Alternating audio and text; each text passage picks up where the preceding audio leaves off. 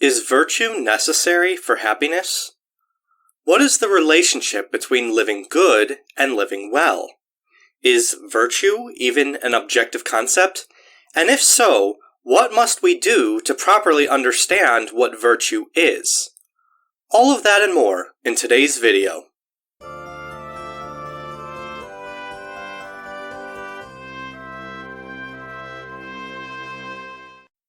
What must a person do to be happy? As important as happiness is for human thriving, people have struggled to arrive at a definitive answer to this question for millennia. Some have argued that happiness is a matter of being financially secure. Others have argued it is a matter of having control over one's life, either by means of liberty, self-determination, or power. Others have posited it is a matter of being liked and adored by many. Others still have argued it is a matter of being detached from the passing things of this world, or any particular desired outcome. To best understand how to be happy, it pays to first understand what happiness actually is. At first glance, that may seem to be silly.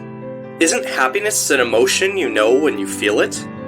As true as that may be, emotions are psychological responses that signal how we relate to something, either consciously or subconsciously.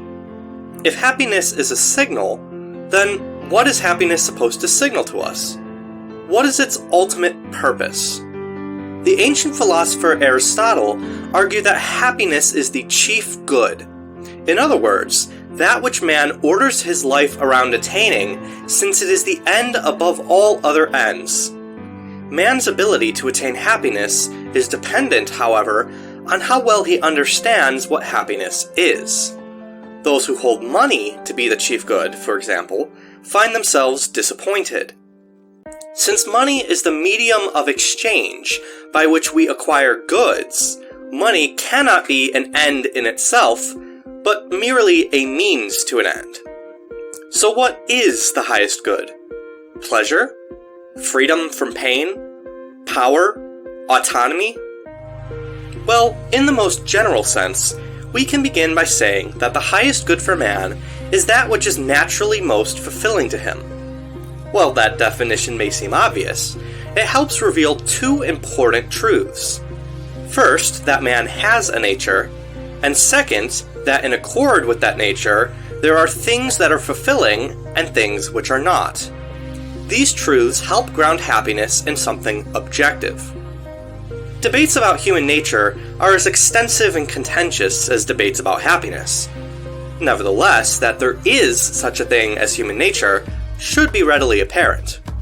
Consider for a moment the perspective of a doctor or therapist treating a patient.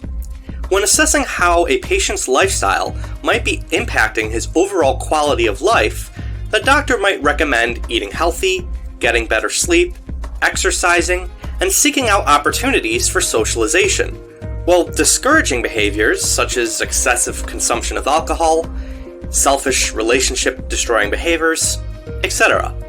The fact that some behaviors are conducive to thriving, while others are not, demonstrates that freely willed actions can be in accord with our nature or against it.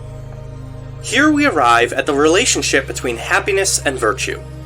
The medieval philosopher Thomas Aquinas defines virtue as a habit that disposes an agent to perform its proper operation or movement. To translate that from philosophical gobbledygook into everyday language, virtue is a positive, constructive habit that helps someone act in accord with his nature, while vice, its opposite, is a destructive habit that drives someone to act against his nature. There's a good chance that some of you watching this find the language of virtue and vice off-putting because of its relationship to morality. You might be thinking, are you really suggesting that morality is the key to happiness? Well, let's examine again the example of the doctor or therapist treating a patient. Alcoholism is a destructive habit that leads someone to repeatedly engage in activities that are harmful to human thriving. Temperance, or self-control with regard to eating and drinking, on the other hand, is a positive, constructive habit that leads to good health and thriving. The collective observation of millennia reveals that certain behaviors are good for thriving, while others are not. While it's true that people disagree about what human thriving looks like, it is nevertheless clear that some human behaviors are generally constructive, some destructive, and others neutral. For the purpose of our discussion, we'll call habits of constructive behavior virtue, and habits of destructive behavior vice. How can we judge which behaviors are constructive and which are destructive? Well, as mentioned previously, this comes down to observation. Some behaviors bring about good, while others bring about a deprivation of goodness. As a philosophical footnote, the philosopher Augustine called the deprivation of goodness evil, and it is generally agreed that the experience of having been inflicted evil is understood to be harm. What is goodness? Well, according to much of classical philosophy, goodness is a kind of perfection of nature. To put it another way, that which is good is that which is most in accord with what nature directs something to be. Human nature, therefore, is the ultimate determining factor of what is virtuous. Some of you viewing might still be objecting that virtue is not the basis of human happiness. What about cases where doing the virtuous thing requires sacrifice or martyrdom? What about cases where doing the vicious thing means personal material gain, or the advancement of one's ambitions? What about the pleasure that some find in activities deemed contrary to virtue? Those are legitimate questions to ask, and you wouldn't be alone in asking them. Plato responds to the idea of happiness being associated with mere personal gain in his famous book, The Republic.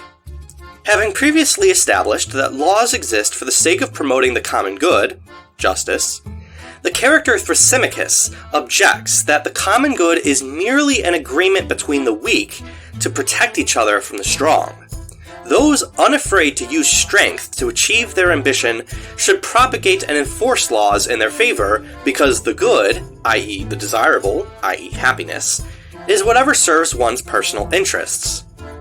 To put it another way, Plato's Socrates argues that concern for the common good is a cultivated virtue that benefits the person who possesses it, while Thrasymachus argues that justice is merely the act of following the laws for the benefit of others, potentially to the detriment of one's own happiness. Plato's Socrates responds to Thrasymachus by arguing that actions and laws contrary to nature, i.e. injustice, cannot bring about true flourishing, because that which is against proper functioning of the community will not lead to proper functioning of the individual. Man is by nature a social and political animal, so as such, his flourishing cannot be considered independently of the units to which he belongs, such as family and society. When the unit collapses, it will inevitably be harmful to the individual as well in the long run. The notion of pleasure being the basis of happiness is addressed by Aristotle in his Nicomacheaen Ethics. While it can certainly be said that pleasure is desirable, pleasure is nevertheless not the good in itself. Why? Well, pain can sometimes accompany that which is conducive to thriving, while pleasure can accompany that which is contrary. Think about the pain associated with vigorous exercise, or the pleasure associated with eating an entire cake in one sitting. It is demonstrably the case that not all things pleasurable are good. While pleasure can serve an important purpose in incentivizing us to do things that otherwise might be difficult, it nevertheless isn't properly understood as an end in itself. The attempt to pursue pleasure as an end in itself, in fact, can lead to a deprivation of the good, because it risks seeking legitimate goods in illegitimate ways, pursuing lesser goods when greater goods ought to be sought, or attempting to divorce an act from its proper end, leading to a lack of fulfillment.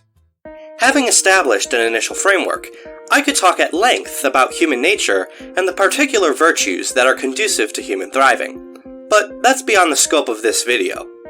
This video acts as the introduction to Living the Good Life, a series on my channel that will examine in greater depth the various ways that living good leads to living well. If you found this video interesting and are eager to examine the relationship between ethics and happiness, please consider clicking the subscribe button and hitting that bell so you can be notified when I release new videos. You can also follow me on Twitter. If you'd like to financially support this channel for as little as $1 a month, You can also become a supporter on Patreon.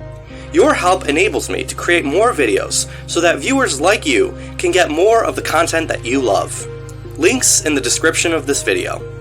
Also be sure to like this video so that YouTube recommends it to others. What do you think? Do you believe that virtue is the basis for happiness? I'd love to hear your thoughts in the comments below. I look forward to the philosophical journey ahead with you. Peace be with you. This has been The Philosopher.